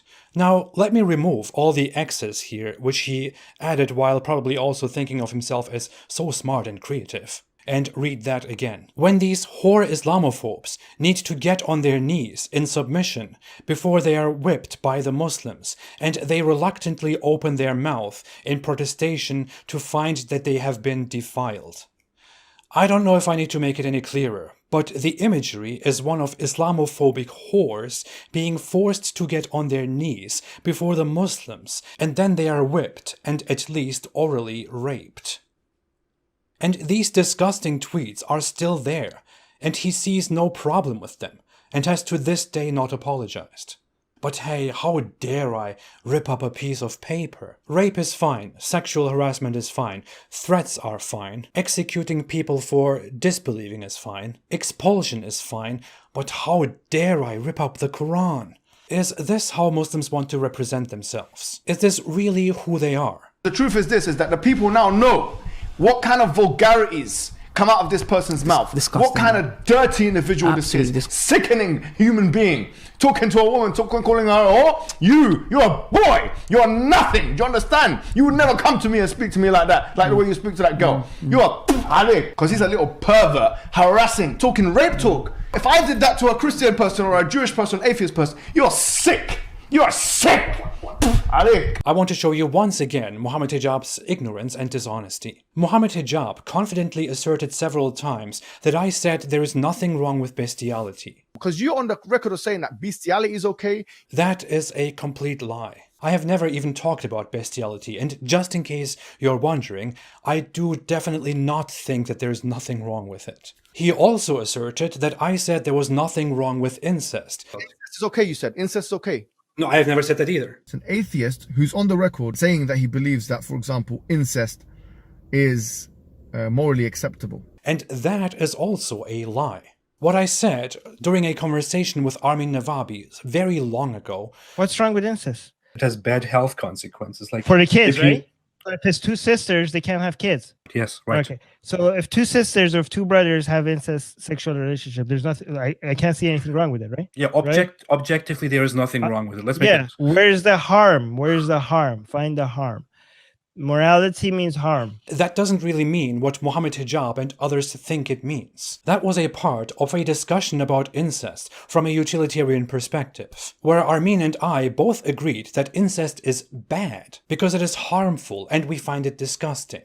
But thinking about it, we cannot point out that there is anything objectively wrong if the involved parties cannot make babies and therefore hurt anyone, and there is then no harm in that. What is meant with there is nothing wrong with it is not that it is acceptable or good or not objectionable. What is meant with that is that with that specific case, there is objectively no harm in it. That does not say anything about whether incest is good or bad. I still agree that it could be argued that there is theoretically nothing wrong with two consenting adults who cannot procreate to have such a relationship. But I still find it wrong, and I don't think it should be normalized, because normalizing such an activity can lead to troublesome, destructive outcomes. That is consequentialism. So what I'm saying is incest is wrong because of this. And if this didn't exist, then there would be nothing wrong with incest. What Mohammed Hijab is saying is that incest is wrong because of this, Islam. And if there was no Islam, then there would be nothing wrong with it. We are both saying the same thing, but they are pointing at me and acting like I said something disgusting because they can't think very far. In fact, Ali Dawa texted me a long time ago, and I clarified to him that if there was no harm, then there would be no problem with it, but there is harm, which is why it is wrong. So that's like saying if there was no harm, then wife beating would be okay, but there is harm on the wife and her mental health, on the family, possibly children, and the society, which is why it is wrong. By that, I am not saying that wife beating is okay or could be okay. I am clearly saying that it is impossible for it to be considered okay. I think this is very clear, especially if you are familiar with ethics. It doesn't even matter if you agree with my conclusion or not. What matters is that because of my conclusions, I find incest and wife beating wrong. I also explained this to Mohammed Hijab. I've said to Ali Dawa, he asked me, do you think it's okay for the father and the son to have sex? I said, if there was no harm, then there would be no problem with it. But that is not reality because such intercourse will have harm on the individuals and the society, which is why incest is not okay. But he, of course, completely ignored my explanation and deflected from the topic and changed the topic by asserting that I cannot prove the harm principle. Which is what I clearly said. Can you objectively prove the harm principle? We could go lengthily into the discussion on No, that. right now, you said something. You I will not discuss it. You asked me to prove. I will not discuss it. I'm correcting the language. Objectively prove the harm principle. Which again doesn't matter. What matters is that I find it wrong, as opposed to them arguing that I find it okay. And guess what he did then? He published a meme video which is supposed to prove that I am a liar and I do support incest because I told him I didn't say that, but there is footage of me saying that. You're on the record saying that a father can have sex with his son. Incest is okay, you said. Incest is okay. No, I've never said that either. So if two sisters or if two brothers have incest sexual relationship, there's nothing. I can't see anything wrong with it, right? Well, there is actually nothing wrong with it, yeah. No, I've never said that either.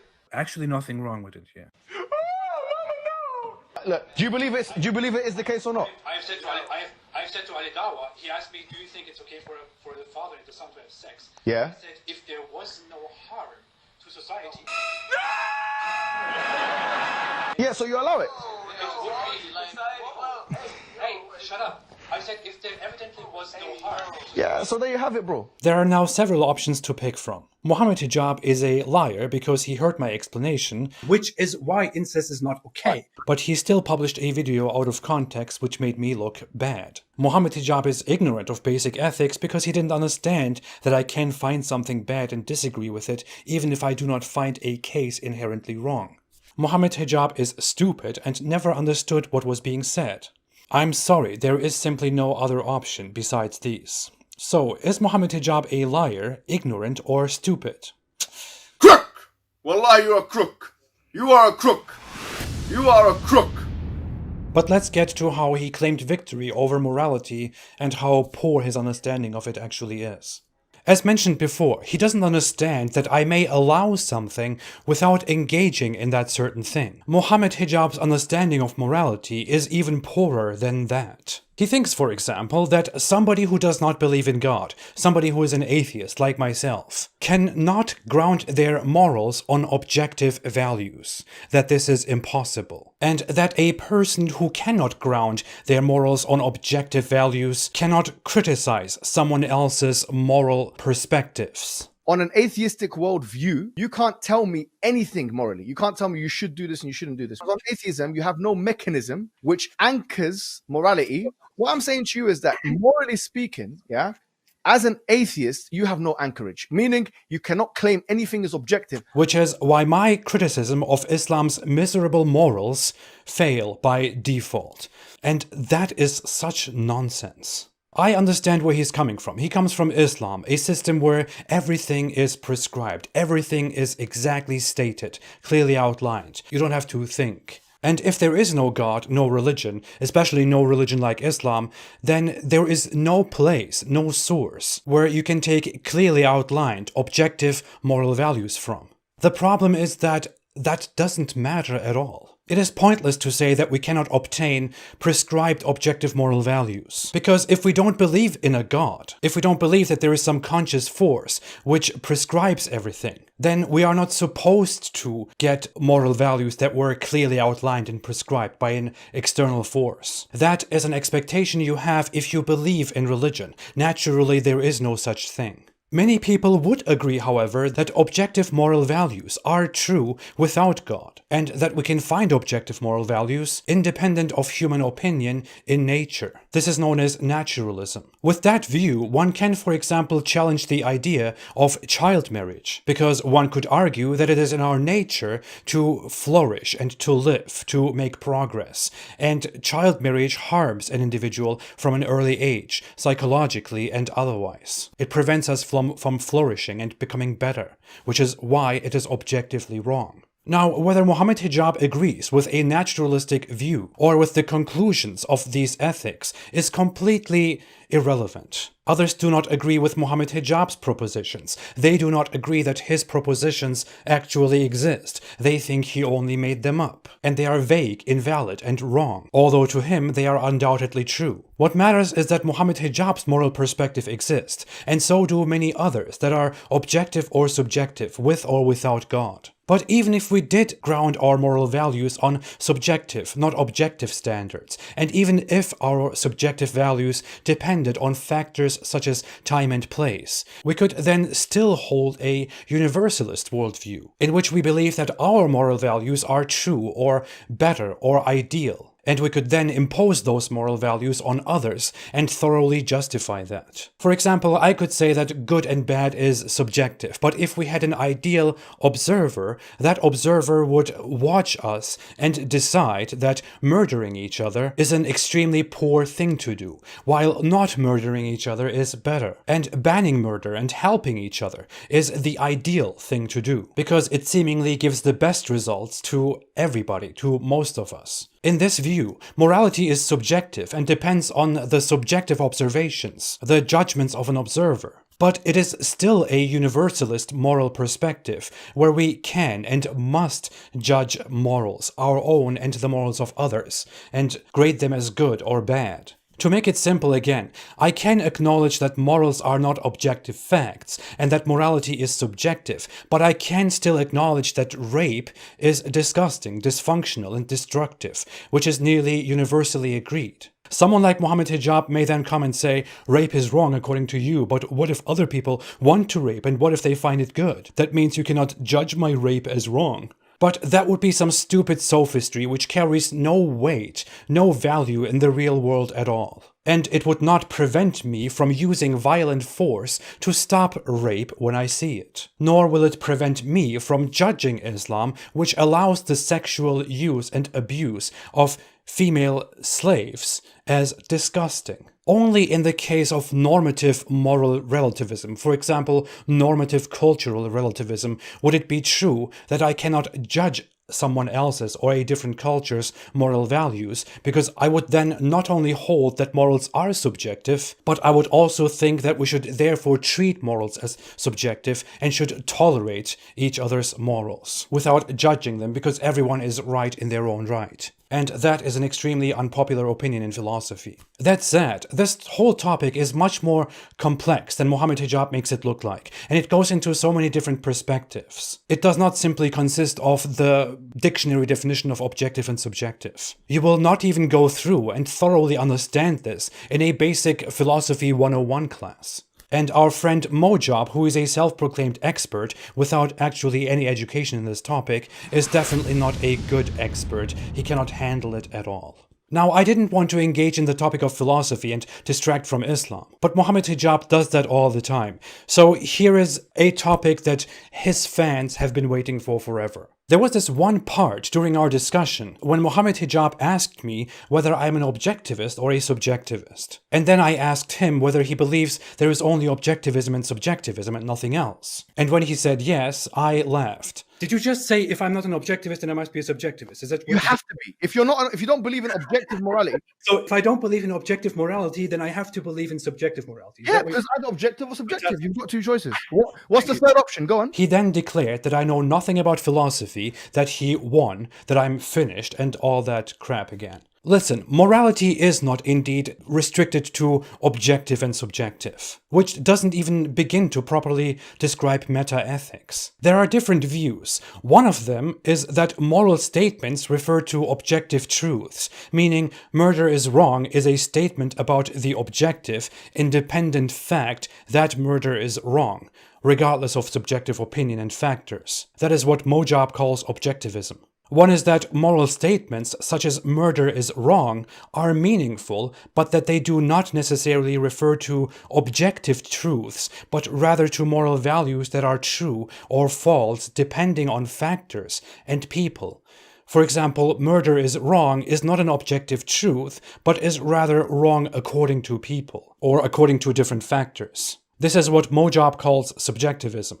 But it doesn't end here. Then there is a perspective according to which moral statements, such as murder is wrong, are meaningful, but that they are all false. Because nothing is right or wrong, neither objectively nor subjectively. For example, if someone says murder is wrong, but then you say, no, that is false. Murder is neither wrong nor right. This is a form of moral skepticism, according to which there are no objective moral values, but there are also no subjective moral values, and nobody can say that something is right or wrong. This is already a third position, next to objectivism and subjectivism. Then there are other positions, very important ones, called moral non-cognitivism, according to which it doesn't make sense to talk about whether murder is right or wrong. Morals do not carry any inherent meanings. They are neither objectively true or false, nor subjectively true or false. According to some non-cognitive perspectives, for example,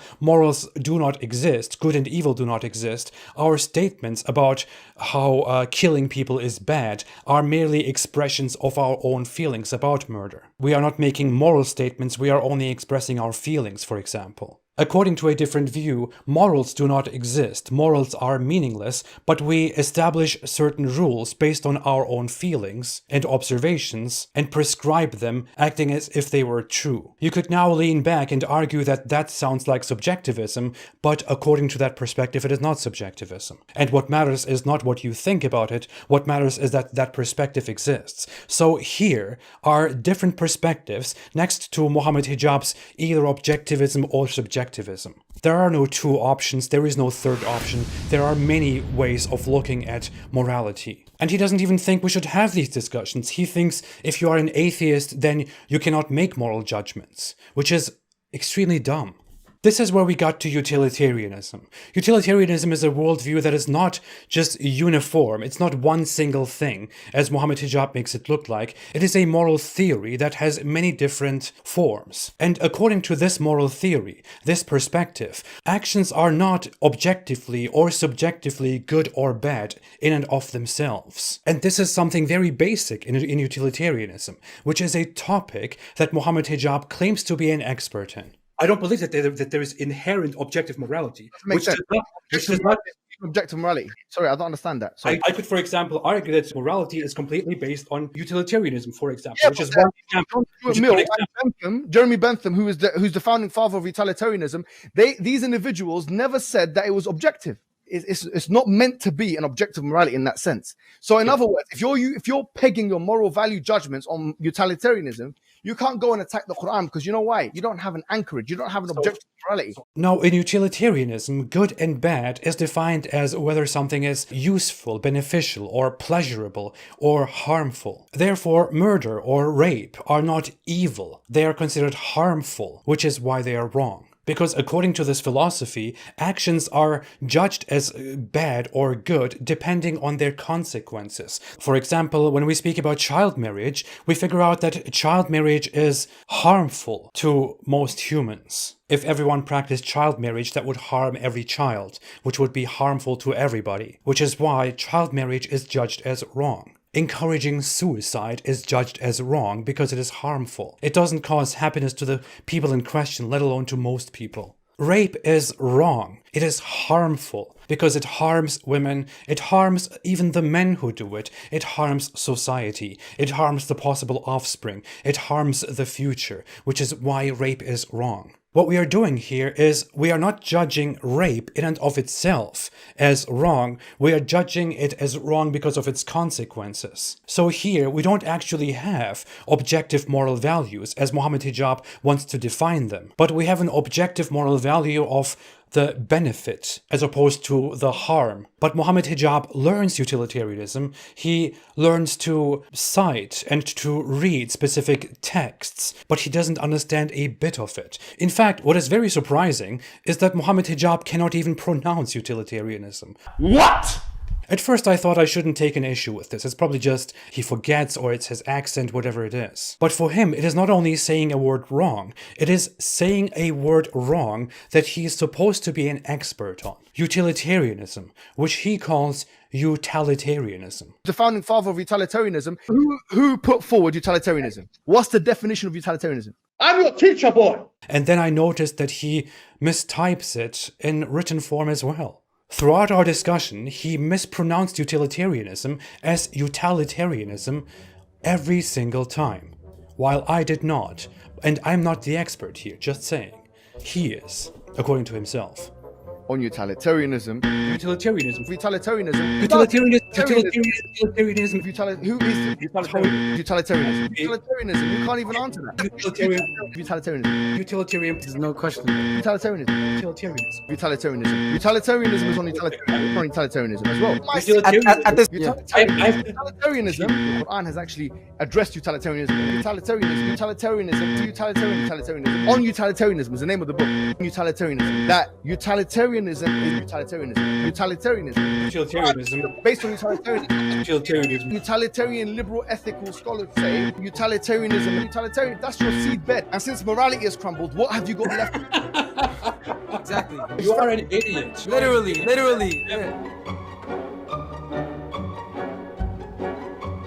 This is Mohammed Hijab's problem. He brags about reading things. He brags about learning. But what he does is to compulsively learn, to memorize without understanding properly what he learned. I have done the training. Do you get it? Food and, doing your thing and enjoying your time and whatever atheists do. Yeah. And watching TV and Netflix. I've had to memorize stuff. I've had to read books. I was in a dark room reading stuff. I don't know what his obsession with Netflix is, by the way. You're sitting there watching Netflix. That's why you are where you are, you imbecile. I mean, he's so ignorant that he even thinks and asserts that I must agree with John Stuart Mill on whatever he says about utilitarianism. John Stuart Mill and Jeremy Bentham, who's the founding father of utilitarianism, these individuals never said that it was objective. It doesn't depend on individuals. This is not how it works. Utilitarianism is an idea. Utilitarianism is an idea. It doesn't mean that it has to abide by the ideas. Who made the idea of utilitarianism? Who is the philosophical founding father of utilitarianism? It's not like a religion that was started by this guy and is loyal to this guy, like Islam was started by the caravan robber and is loyal to whatever he said. They can differ. People can be utilitarian and disagree with John Stuart Mill or Bentham. John Stuart Mill had opinions about certain matters that are greatly in contradiction with what people nowadays think within utilitarianism. This is how philosophy works. This is how modern philosophy works. Yes, Mohammed Hijab, I can judge your morals, your system of child marriage and wife beating, and hating and fighting the disbelievers, and killing or expelling apostates. Whether you want to see an objective foundation for my criticism is entirely irrelevant. It has no meaning in the practical real world, because what I see is that I am a human. There are humans around us. We want to live together. We all have the will to live, to survive, to flourish. And over time, we see and decide that certain things are good and bad for us. We decide that wife beating is bad because it severely destroys women and destroys society, keeps society back, harms people. We can then change our minds and go toward a better future. Some people may not agree with that, but that doesn't matter at all. We simply have to correct them. And your objection that not everyone agrees with my morals and that I don't have a reasoning for my morals is completely besides the point. I explained my reasoning and this is how it goes. Whereas in your world, in your Islamic world, you cannot change your mind. You cannot change your moral values. You are stuck with what a 7th century desert guy prescribed, whether those ideas are good or bad. And that is what makes your religion harmful, outlandish, destructive, wrong, worthy of criticism, of intellectual deconstruction and destruction, like the destruction that you have experienced today, Mohammed Hijab. You know, I even feel bad having spent so much time on philosophy, which is completely besides the point, because the point actually was, is Islam the truth? You had one challenge, one chance to accept one challenge, and you refused that and ran into these charters. I even offered Mohammed Hijab the debate option again during our conversation. He rejected it once, he rejected it twice, and he rejected it a third time, making all kinds of different excuses. And then he started talking about how he's not afraid and he's not scared of death. He's ready to die. Any Islamophobe challenges me in any way, if they challenge me conversationally, physically, in a ring, on the stage, I'm there. I get knocked out, I'm there. I look forward to death. If it wasn't for my mum and my sister, my family and so on, I have to look forward. No, I'm looking forward to death. I don't care about these things. I care about death. Do you get it? Wallahi, I'm a Muslim. I could go on about Mohammed Hijab's mistakes, his dishonesty, his big blunders, but I believe we have seen enough. And believe me, I went through significant things that happened through our discussion and some other things. I didn't even go through most of what I had on my list about this guy. But to summarize everything, you can see that Mohammed Hijab offers a debate and then lies and escapes from that debate offer himself, doesn't understand freedom of speech, a topic that he claims to be an expert on, distorts and misrepresents science in the Quran, makes stupid arguments for science in the Quran, argues that there are early round earth Islamic scholars when there are no such scholars, gives the worst arguments for a round earth in the Quran, gives me a guy named Ibn Munada who doesn't even exist, who is in no way helpful to us. He lied for half an hour about apostasy. He believes in an Islamic state but is too cowardly to admit that. He fails to justify Muhammad's prophecies and drivels about how Muhammad prophesied STDs, encourages people to commit suicide, tells people to urinate on each other and to do gay sex and to give each other mojobs, makes rape implications and rape threats, harassment, targeted harassment, lies about me that I was an advocate of bestiality and incest because he has nothing real on me. He is completely ignorant and stupid on moral philosophy and doesn't understand the basics of the great philosophy which he claims to be an expert on, utilitarianism. What else can be said? My final message to Mohammed Hijab is not one of hate and anger and all that. Mohammed Hijab should calm down, sit down, reflect a little bit, look at himself, and understand that he's not a god. In his great craving for attention and admiration, in his desire to be so fantastic, so great, he creates himself a public image that doesn't really represent his true self. Maybe he should meditate, maybe he should go to a psychologist, a therapist, and get some insights about himself, because it doesn't look like he's very healthy in the way he thinks, in the way he acts against others. Encouraging such an individual and applauding him only makes him worse and makes look everyone else around him worse. Clearly, if you look at it, if you remove all the noise, all the bragging, all the tough guy attitude, you see that the mask falls off and there is nothing, absolutely nothing valuable behind it. There is ignorance, there is a lack of reason, and there is so much dishonesty. He is so bad at defending Islam. This is also how he defends Islam in his own head to himself, and it looks like he's severely limited in how he thinks. He should really get rid of those limits and think Islam through once more. Look how stupid it sounds, how weak it looks. So weak it makes him present such a weak defense, such weak apologetics. Mohammed Hijab, I am not someone who brags. I don't think very highly of myself. I don't want to act like a tough guy. But today I have to say, you have been destroyed. Not necessarily by me. All I had to do was to simply look at you and fact check everything, and look at information and present that information to you. You have been destroyed by me just opening everything up and showing it to the public. You should be embarrassed of yourself, and so should be all the others, because this list of mistakes makes you look horribly inauthentic, horribly incompetent. No wonder Mohammed Hijab doesn't want to have these debates. Thanks for watching. I will be back and continue focusing on my path, on deconstructing and criticizing Islam. Oh, and one more thing. Since Mohammed Hijab didn't dare to discuss the topic, to debate the topic, is Islam the truth? I will simply do it myself then. Thanks everyone for watching. I have to go rest a little bit. Have a good day and stay away from Islam. Oh yeah, Mohammed Hijab, you're finished.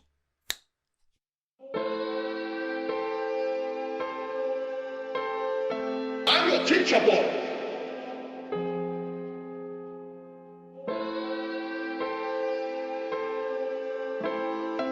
I'm your teacher, boy. I'm your teacher, boy. Believe me, a lot of the enemies of Islam would be very scared. I'm your teacher, boy. Just like Aphos was very scared. I'm your teacher, boy. Many of them would be very scared. I'm your teacher, boy. What are you gonna do?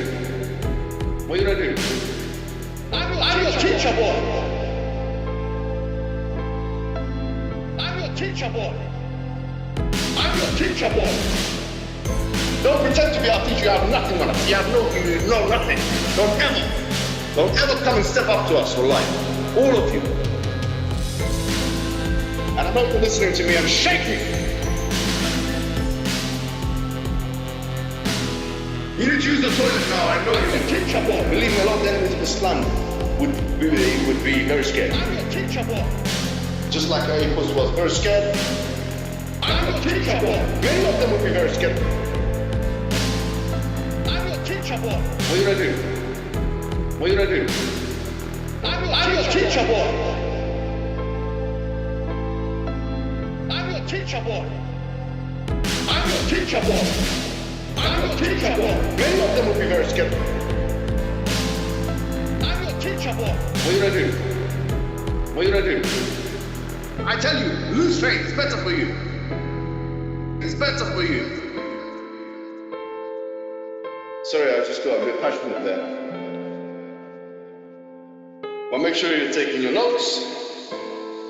And I'm sure there's a lot of things that you got from that.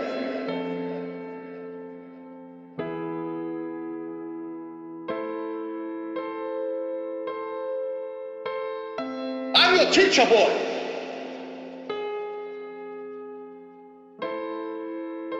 I'm your teacher, boy.